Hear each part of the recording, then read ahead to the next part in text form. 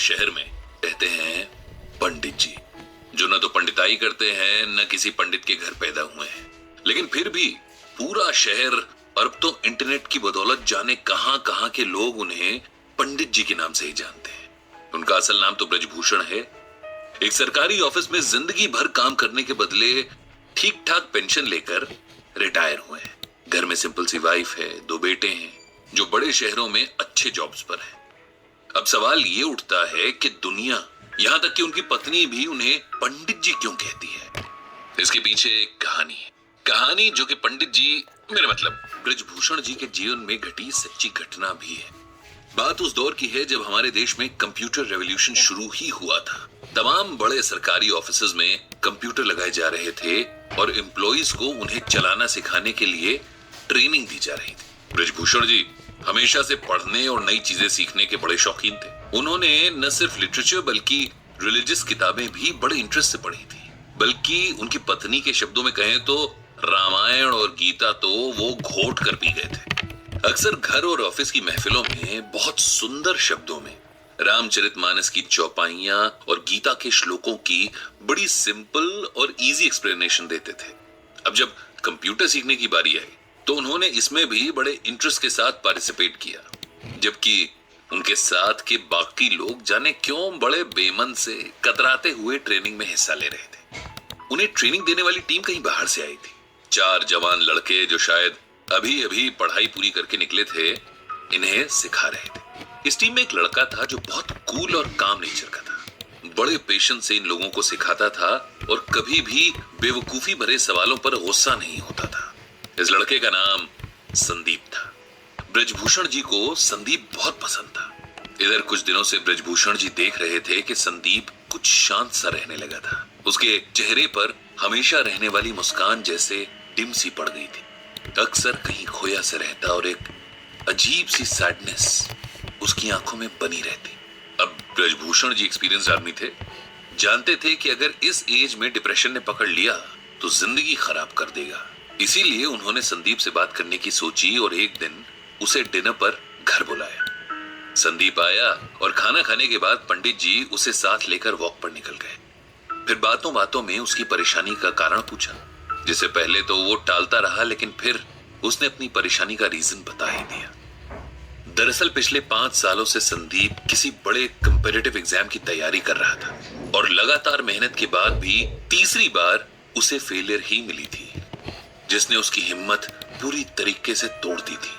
उसे लगने लगा था कि उसकी जिंदगी के 5 साल बस यूं ही वेस्ट हो गए और अब उसका कोई फ्यूचर नहीं होगा। इतनी मेहनत के बाद मिले फेलियर ने उसे चौथे और आखिरी मौके के लिए भी मायूस कर दिया था। वो अब आगे एग्जाम्स की तैयारी नहीं करना चाह रहा था और कहीं ना कहीं अपनी फेलियर के लिए खुद को ही गिल्टी मान रहा था, यानी दोषी ठहरा रहा था कि शायद उसकी मेहनत में ही कहीं कमी रह गई थी। ये सब सुनकर ब्रजभूषण जी ने तुरंत संदीप को श्रीमद् भागवत गीता का ये श्लोक सुनाया। कर्मण्येवाधिकारस्ते मां फलेषु कदाचन मां कर्म फल हेतुर्भुर्मा ते संगोस्त्व कर्मणि। जानते हो संदीप, इसका मतलब क्या है, मीनिंग क्या है? ये श्लोक भगवत गीता के दूसरे चैप्टर का 47वां श्लोक है। जब अर्जुन रणभूमि पर अपने सगे संबंधी, अपने गुरु, भाई और दोस्तों को देखकर युद्ध छोड़ देना चाहते हैं, तब भगवान उसे गीता का उपदेश देते हैं। और गीता का ये श्लोक तो संपूर्ण गीता की समरी जैसा ही है। इसका अर्थ अगर समझ लें तो जीवन की सारी परेशानियां दूर हो जाए। संदीप ने पूछा कि आखिर क्या है इस श्लोक का अर्थ और इसमें ऐसा क्या है जो आप इसे हर परेशानी का सलूशन बता रहे हैं। ब्रजभूषण बोले, इसका अर्थ है कि हे अर्जुन, तेरा अधिकार कर्म करने में है, उसके फल में नहीं। तू कर्म के फल के प्रति आसक्त ना हो या कर्म न करने के प्रति प्रेरित ना हो। सिंपल वर्ड्स में कहें तो हम में से हर कोई कुछ भी करने से पहले उस काम के रिजल्ट के बारे में सोचता है। जैसे बच्चे पढ़ाई शुरू करने से पहले फर्स्ट आने की विश करते हैं। बिजनेसमैन दिन की शुरुआत में ही शाम तक मटेरियल पूरी तरीके से यूज हो जाने की विश करता है। इंजीनियर नक्शा बनाने से पहले ही कोई मास्टरपीस बनाने की ख्वाहिश रखता है। हाउसवाइफ सब्जी काटने से पहले ही सोचती है कि आज का खाना खाकर तो उसका परिवार उसकी तारीफ करेगा।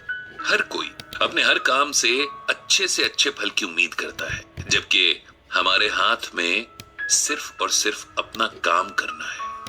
उसका रिजल्ट क्या मिलेगा, कैसा मिलेगा, कैसे मिलेगा, इस पर ना तो हमारा कोई कंट्रोल है और ना ही राइट। ये सुनकर संदीप बोला, अगर हम रिजल्ट की इच्छा ही नहीं रखेंगे तो उस काम के लिए मोटिवेशन क्या रह जाएगा? ऐसे तो हम कोई भी काम बस टाइम पास के लिए ही करेंगे, नहीं? ब्रजभूषण जी बोले, नहीं, इसका ये मतलब नहीं कि हम अपने काम में इंटरेस्ट ना लें या अपने एफर्ट्स में कमी करें। इसका मतलब ये है कि हम ये समझ लें कि हमारे कंट्रोल में सिर्फ हमारा काम है। उदाहरण के लिए एक बच्चे का काम पूरे साल भर अच्छे से पढ़ाई करना है, लेकिन परीक्षा का रिजल्ट और भी कई बातों पर डिपेंड करता है, जैसे कई बार कॉपी चेक करने वाले के मूड पर भी।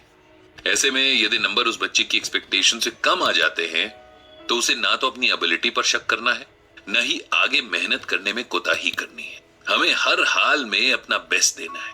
उसके बाद क्या होता है ये ईश्वर पर छोड़ देना है।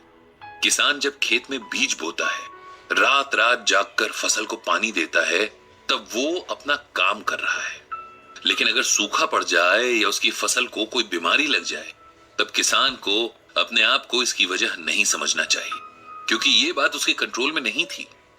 जीवन में बहुत कुछ ऐसा है जिस पर हमारा कोई वश नहीं है, लेकिन खुद पर और अपने कर्म पर हमारा पूरा वश है। इसीलिए उसमें कमी नहीं रहनी चाहिए। जब हम इस बात को समझ लेंगे तो जीवन की छोटी बड़ी बातों में हौसला नहीं हारेंगे, खुद पर विश्वास रखेंगे और हमेशा अपना सर्वश्रेष्ठ देने के लिए तैयार रहेंगे। ब्रजभूषण जी की बातों ने संदीप पर जादू जैसा असर किया। उसने मन ही मन एक बार फिर पूरा जोर लगाकर परीक्षा की तैयारी करने का फैसला कर लिया था।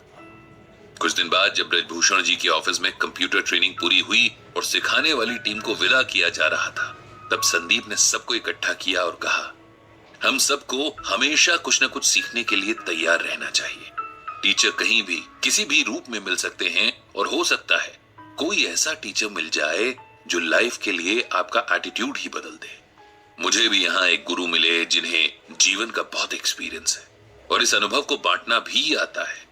ये गुरु हैं ब्रजभूषण जी, जिन्हें मैं आज से पंडित जी कहकर पुकारूंगा, क्योंकि पंडित का अर्थ होता है ज्ञानी, ज्ञान देने वाला। साथ ही गुरु दक्षिणा में मैंने उनके लिए एक ब्लॉग तैयार किया है जिसका नाम रखा है गीता ज्ञान। इस ब्लॉग से पंडित जी गीता के जरिए लोगों को उनकी परेशानियों में राह दिखा सकते हैं, उन्हें उम्मीद देकर नए ढंग से जीना सिखा सकते हैं। इस तरह उस दिन से ब्रजभूषण जी का नाम पंडित जी पड़ गया और उनका गीता ज्ञान ब्लॉग एक जरिया बन गया जहां लोग अपनी परेशानियां पंडित जी को लिखकर गीता के जरिए उनका सलूशन पा सकते थे।